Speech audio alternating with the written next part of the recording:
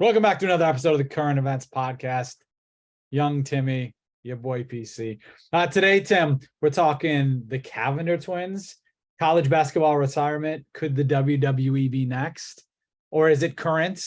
The WNBA draft, Jake Paul versus Nathan Diaz, Mr. 209 himself. And looks like the Commanders are going to sell. The Washington Commanders in the NFL are going to sell. Let's start first, though. As we discussed the WNBA draft on Monday, a couple of notes here. Second highest viewed draft since 2004, 570,000 views. I love that it's a Monday. We'll talk kind of the things we like, things that we'd improve upon.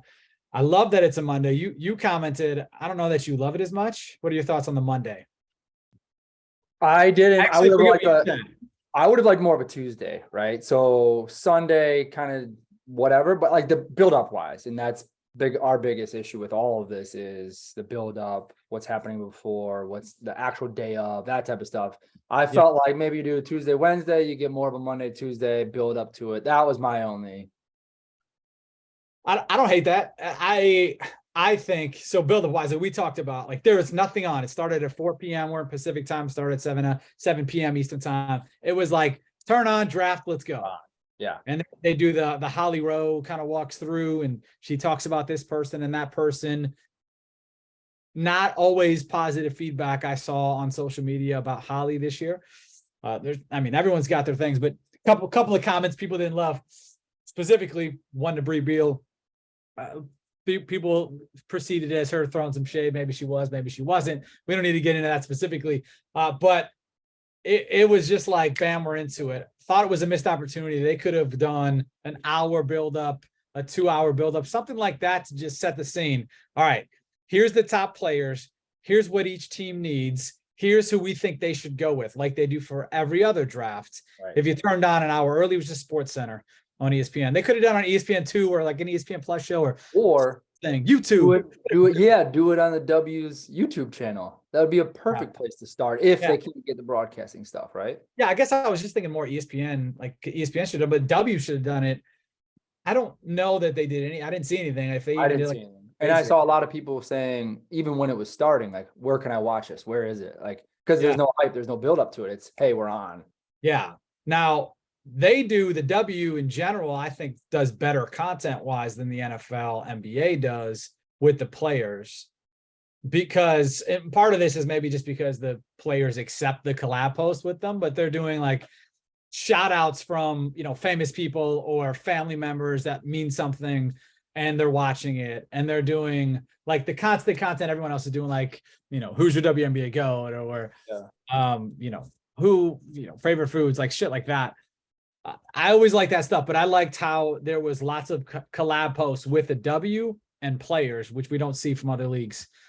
Maybe that's just because there's not as much content or they're more open to doing stuff, players in W, but I like that part of it. Other things that I wrote down as things to improve, I guess I would say this too, is no one really stood out from individuals. No individual stood out from the perspective of like, you've got this mic time in front of 500 million would have been nice. 500,000, 500,000 people. No one really stood out and like, damn, they killed that mic time. And to me, part of that is maybe the people that were there just those weren't the personalities to do that. But also, like, I don't love that they do the interviews right there in the ballroom. You've got all these people sitting there watching you. That's a tough deal. You're standing next to mom and dad in some cases. Yeah, all eyes are on you. You're like you said, you're right next to them. You're at that table right there, and then all your peers are there, and then there's all this media back there. I love how NFL, NBA, you're kind of pulled to the side. Yes, there's a bunch of people there, but you're not the main attraction. Not everyone in the whole place listening to you. It's something to try to do well at. And we've seen people in the past do pretty good, but I don't love that. I wish they would take that outside. So build up, take that outside. I absolutely love the speed of it. Like it is, how long is it? I mean, an hour and a half. Yeah, they did the whole thing under 2 or something. Yeah, and that's 3 rounds. Yeah, it flies by. I love that. I understand, like, football wise, that would be tough to do. because there's so many more people, and there's different, so many more people that are getting drafted, and so many more people you're looking at positionally through the team and draft boards and all that. But NBA wise, man, they should take a page out of their book and like speed this shit up, because I love it. I totally agree with the standby mom dad table, do an interview in front of everyone, can get awkward, and I don't think it allows the athlete to show as much personality, right? I think a cool aspect that they could do, and very easily, and I didn't see any like fans there, but have that separate room off to the side, off to wherever, and maybe it's an intimate 50, 100 fans there. You don't need to have, you're not filling theaters of 10,000 fans just for this, but have something that like where there's more energy, where they can go in there, they can get a little bit of a pop, and then have that interview over there. I don't hate that idea. There was no fans there, I don't think. I think it's all media VIP. Yeah. Well, yeah, you see the tables there of families and coaches, and there are a handful that they get one table. And then I like Dee, who we work with, was there, who's she's a current player. She wasn't getting drafted. She wasn't part of anyone's team. She's there doing some stuff work-wise. There's media there, and all like standing room only kind of thing. Yep. Going in another room, I also think would do this. Like having the fans there could be cool.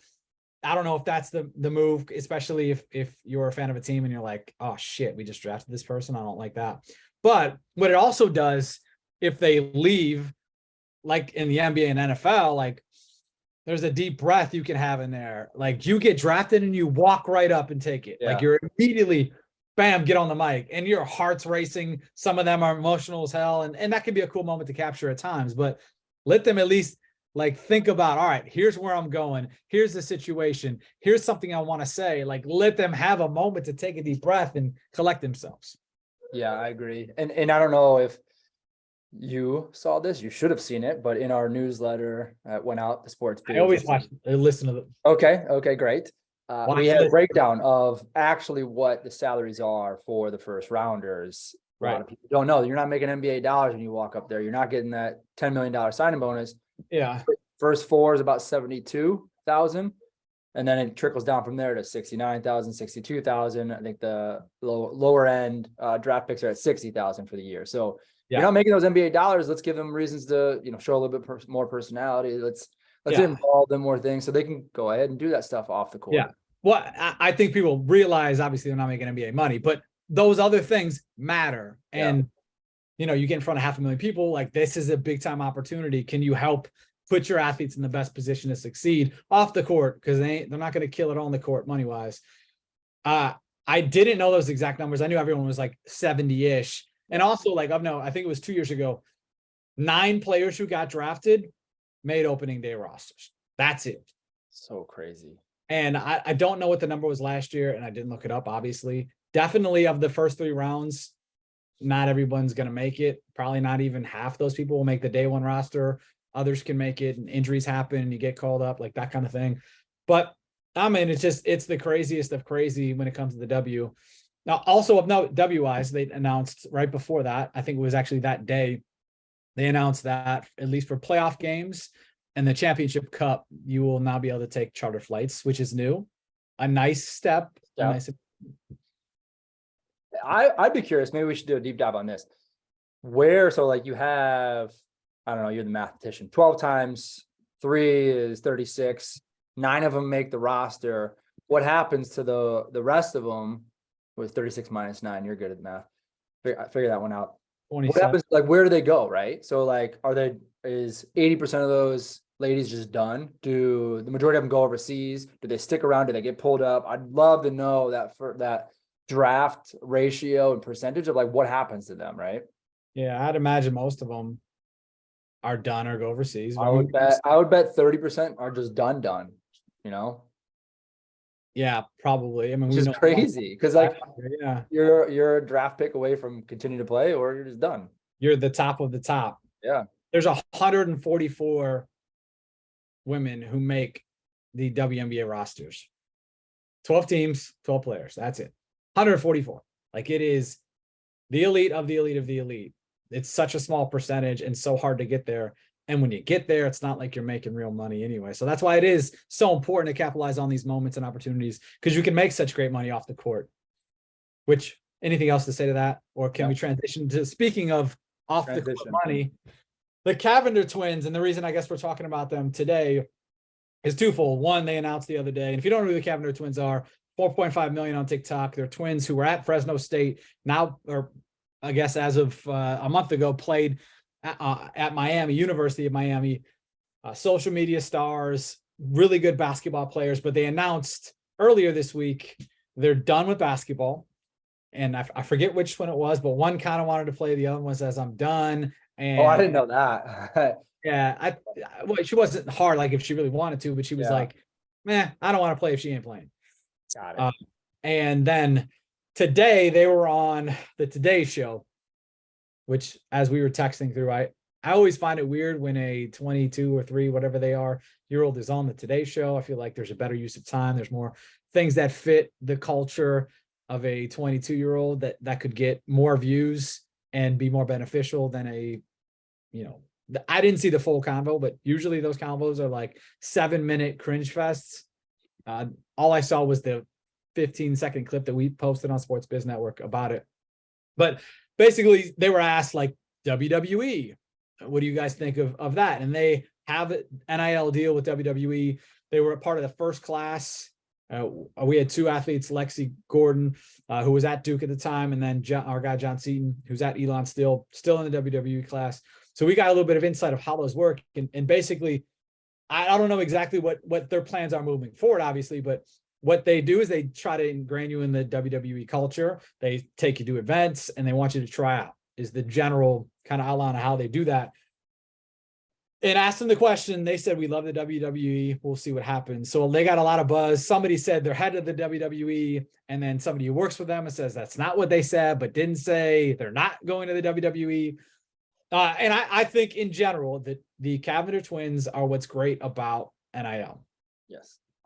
They were great on social media, are great on social media. I'll run through kind of some numbers here. So they were, according to Sponsor United, they were the 8th most, had the 8th most deals of any athletes. Although everyone else was singular athletes, they were obviously, everything they do is together. So they were 8th as far as number of deals with 16. And that was from about 8 weeks ago at this point, but that counts last year. Some of those are the WWE Boost Mobile. I remember they flew to New York City. The first one on July 1st, right? That was their whole thing, was the first one. I heard that was a $50K kind of deal. I can't confirm that, but I've seen stuff like that. I've heard they will make well over $1 million. I assume that was each when I've seen those numbers. They just did something recently with Cactus AI and Cigarette Racing. They had the Life Wallet with John Ruiz, which cost some NCAA infractions, not to them, but to their coach and to the team. It was like a $5,000 fine. They lost a little bit of recruiting days. I think it was 3 days or something like that. And then their head coach got suspended a couple of games too. Really just water under the bridge for them. Didn't matter. Didn't do anything. But as you've coached college football, when they give those slap on the wrist, 3 days less in recruit, does that matter? Those 3 days, those 5 days, the week, does that really matter? No, it doesn't. And especially in basketball where your numbers are smaller, you don't want it to happen because it doesn't look great, I don't think. And basically why the infractions came where the coach had allegedly connected the player to someone for an NIL deal, John Ruiz. And that's the direct connection is what led to the issue. I mean, it was whatever, it didn't matter.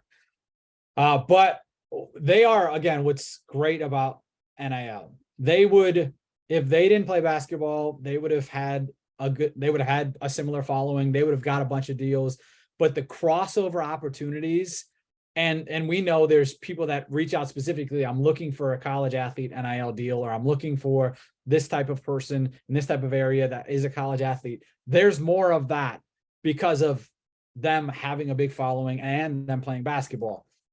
Will opportunities go away because they're not playing anymore? It'll be different ones in some cases, and it'll be similar ones. But I think without a doubt, them playing basketball, playing college basketball, playing in the ACC, help build their business long term, as opposed to if they didn't play basketball at all and were just really good on social media. There's plenty of twins that are on social media, right? that don't play college basketball, don't have the hype. Yeah. But of course they're good at social. And I'm saying like there's people that have 4.5 million followers on TikTok that aren't good at sports, or like they can commentate on sports or have like a comment, not commentate, but like, like have a take on sports, but aren't them. They happen to be pretty good at their sport.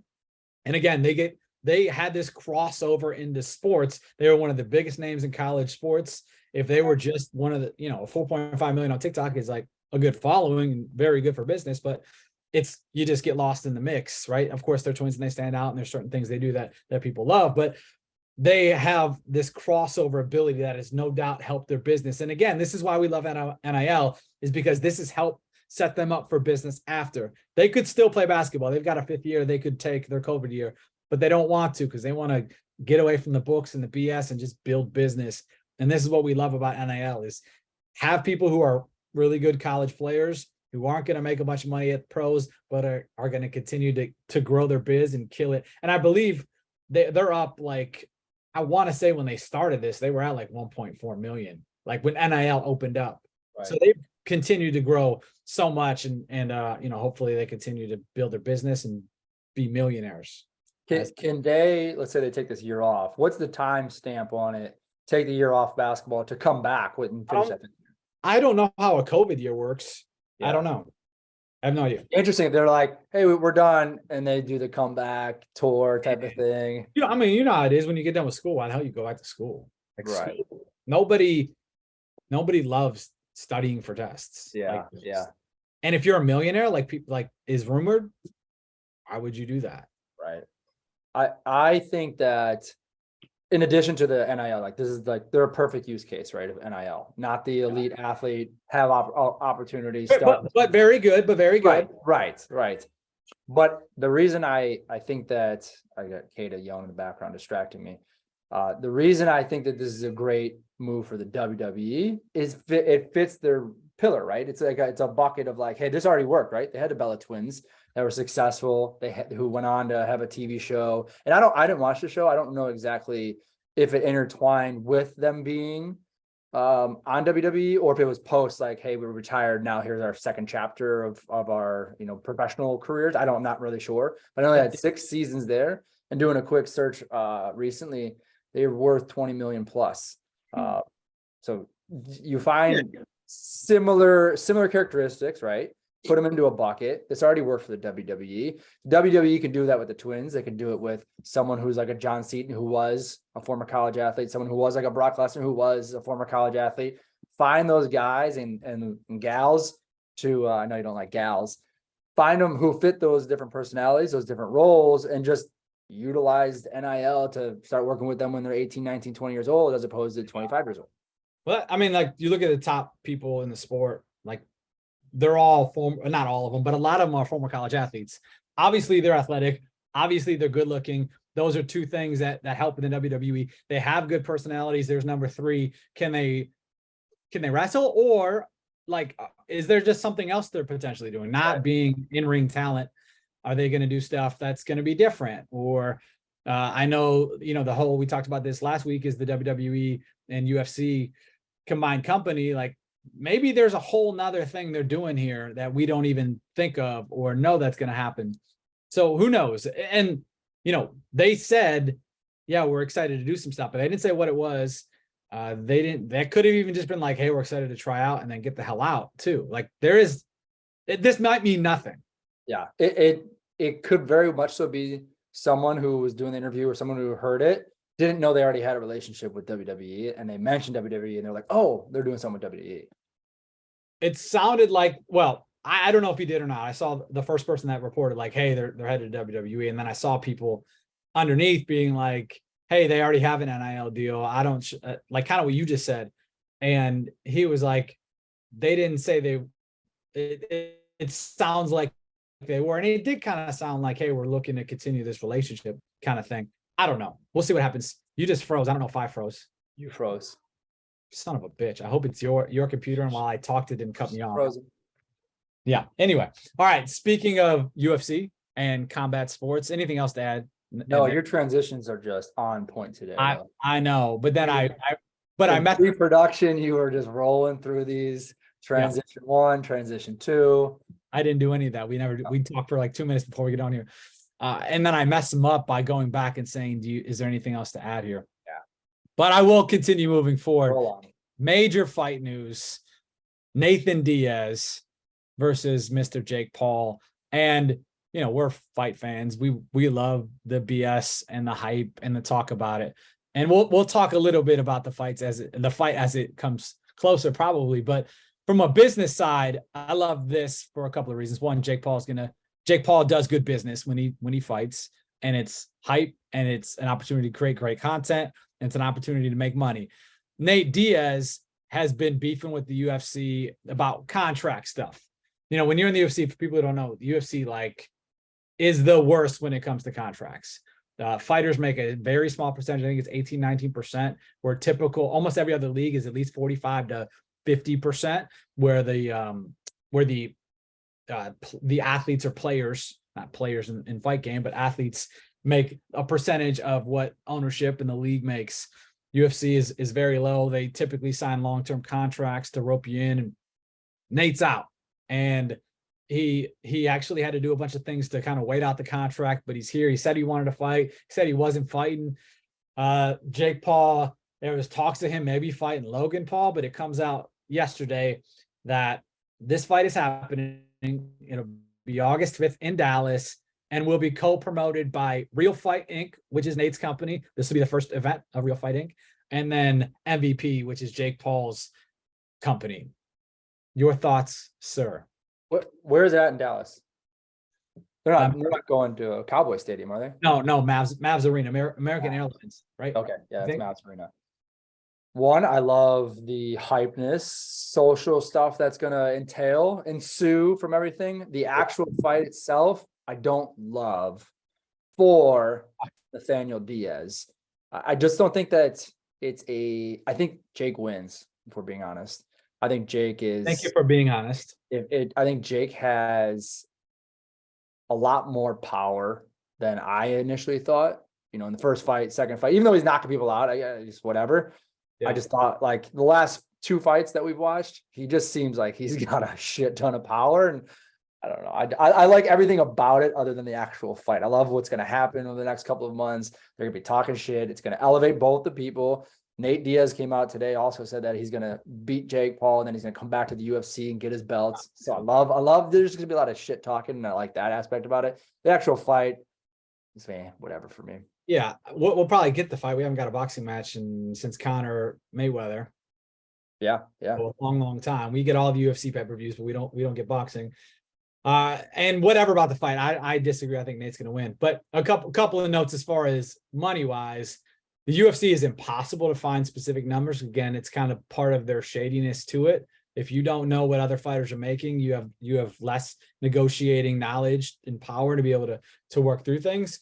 Apparently, Nate made $7.5 million for his fight against Tony Ferguson. Was that November? So somewhere in there, 7.5. Again, this is apparent numbers. I guess you had heard something like 11-ish when he fought Conor the first time a handful of years ago. I thought the number was 12. Again, you don't ever really know these numbers, but and then looking at Jake's deal for the last fight, it was 3.2 million plus 65% of pay-per-view buys. I don't know what these numbers will look like. 65% of pay-per-view buys? Yeah, that's higher than I would have guessed. Jeez, yeah, like triple is what I would think. Now, yeah, well, of the percentage. Now, yeah, I guess that is probably closer than what I would have thought. Now, I know it's 50-50 with Real Fight and with MVP on this. That's what Ariel Helwani said yesterday on his show. And I don't know what that 50-50 means. Is that like 50%, 50-50 of above a certain number? Because obviously DAZN, who's the pay-per-view, makes their money. I don't know how that works. But interesting to know. I would imagine, by the way, both make well over 10 million, probably in the 15 to 20 million. Nate's been a pay-per-view draw, we think. Obviously, with Conor, they did very well. Some of the top fights in UFC history, but that's with Conor. With Masvidal for the BMF belt, that drew very well. But again, it's with Masvidal, and So who knows what this will draw? I'd imagine it's a nice payday and probably the highest payday for both of them ever. Yeah. Have you seen anything about Nick jumping on at all? No, I know there was rumblings he wanted to box too. I've not seen anything. Nick is Nate's older brother who fought in the UFC, was one of the top fighters at one point. I don't think ever a UFC champ though, was he? I think he was a Strikeforce champ. I wouldn't mind seeing the brother and brother fight. That'd be fun. I think he's old. He looked old in his last fight. Yeah. And I think they don't like to fight on the same card. Interesting. But I've heard some of his guys will be on it though. Like some of Nate's guys will be on it. Usually, you'll have a couple of guys from MVP he'll have on the card too. So you have probably some of Jake's guys, some of Nate's guys, some young bucks, and some guys who are maybe older but get a boxing payday kind of thing. August 5th, we'll be locked and loaded. What day? We'll be for sure on the couch watching that one. August 5th, 2023. Can we get a date here? August 5th is a Saturday. Good. We'll get that. Last one was Sunday, right? Because they were in Abu Dhabi. Yes, but they've done a lot of Sundays. Jake and Logan's fights. I don't know why. Maybe we could talk about this another day. But I would love for pay-per-views to move up 3 hours. Can we just move it up early in the day? Why do we need to start the main event at 10 p.m. Or like 10 p.m. our time, which is like sometimes, or usually like 9 or 10 is the walkout, which is, midnight, 1 o'clock on the East Coast. Yeah, that's spoken like a true dad though. I know, but even when I was 22 and we would go watch a Floyd Mayweather pay-per-view, I would be like, man, I wish this was at 10 p.m. so we could party, watch the fight, and then go out after. Whereas if the fight ends at 1:30, like you got some time to go out, and definitely we did in college, but you didn't have that much time. Yeah. I always wanted it earlier. Last thing, Tim, on the Commanders. That was the last thing you had. We had. Yeah. I haven't seen a whole lot other than it seems like it's officially moving forward, even though I don't know, for the last 6 months, it's appeared that there was, Bezos is going to get it. He's at the front. It's going to close. A lot of talk. It does seem like it's taking the next step though so Josh Harris, or he's at least the lead investor in this. Do you even know who Josh Harris is? He is a part owner of the 76ers. Right. And I only knew of his name initially because it's just been in the circuit, right? Josh Harris looking to buy. He actually was looking to buy Chelsea FC last year as well. So he's been in those, but coming up, I didn't know. He wasn't like a Mark Cuban type of popularity guy. Private equity guy is what he is kind of his background. Bought the 76ers. He's worth about $6 billion right now, and now is taking over the Commanders, it sounds like. And also $6 billion, yeah. But he's got an investor group. So Magic Johnson is a, name. He's got, if I had to guess, there's probably 10 people or groups that are a part of this as well, but he's going to be the majority owner. Yeah, interesting. Let's see. That is by the way, it's for Dan Snyder, that's a 700% increase from the $750 million he paid for it 99 for the 99, yeah, just about 800 million. Sell it for $6 billion. Hold on it for 20 years. Not a bad pay. And the guys that just bought it for 6 will do the same or more. Yep. It's crazy. The nice little engine they got. That's why everyone wants to get in. Yeah. Very few times can you. It is official, by the way. It is okay. Within the last couple hours here, officially official. The Commanders have been sold, or at least agreed upon. I don't know that it doesn't say like things are signed, but once you're here, it's happened. Yeah, he's from there too. I know that was a big driving. Okay. That's why he came in hard for this. I was thinking the other day, I would love to I think it would be for us. We should try to get like a W team. That would be a thing I would love to do. I'm game. As next year is the free, not free agent. The franchise, they're gonna expand. 2024 is what they're saying. I don't know that we're in the whatever W team costs range yet. There wasn't one team rooming at like the 120 range. I'll have to do a deep dive. I know as of recently, like not too long, a couple years ago, even like 14, 15 million. The value. Yes. Yeah, I've seen that. But I don't think you could buy a team. Let's see. WNBA. Well, there's only a couple that have sold recently. Atlanta Dream. The Dream, yeah. That would probably be a pretty accurate one. Okay.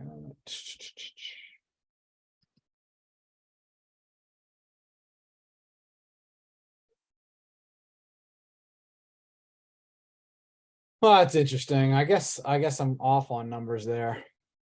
So in this article, it says the Liberty sold in the 10 to 14 million range. Yeah. Bro, all these damn guys who talk about like we should do a team, you know, we should like your boy who plays here for the Lakers and is like, let's go do this, or let's buy this is half a season. Or like Kyrie has actually done some good stuff, but he's talked about stuff like this, like, yo, buy a team. You could really do some really good stuff. I've seen they're expanding it 2 or 4. I think there's 4 potential cities. Yeah. Yeah, I think they should do more. There's 12 teams. Oh. I know, but you know, NBA's got 32 or whatever. Like, I know they got to strategically roll it out. I get right. You want to, you know, you got to have them in spots where you know you're going to fill some seats and there's some reasoning behind it, and then playoffs. Yeah, I get it, but I mean, you got NBA teams that have facilities that you could quickly scale up that, you know. Yeah, and some of those you don't want to start in an NBA facility, 12,000 seat arena either, or 20,000 seat arena. You want to like some of them. Some of the best places are the ones that aren't that, and they have Well, a lot of the owners are NBA owners too, though. They own like some of them, yeah. Some Brooklyn Nets and New York Liberty together, like that type of thing. Right. Yeah. All right, Tim. I don't have anything else to talk about. You want to talk about anything else? Let's get the hell out of here. Goodbye. All right. Goodbye.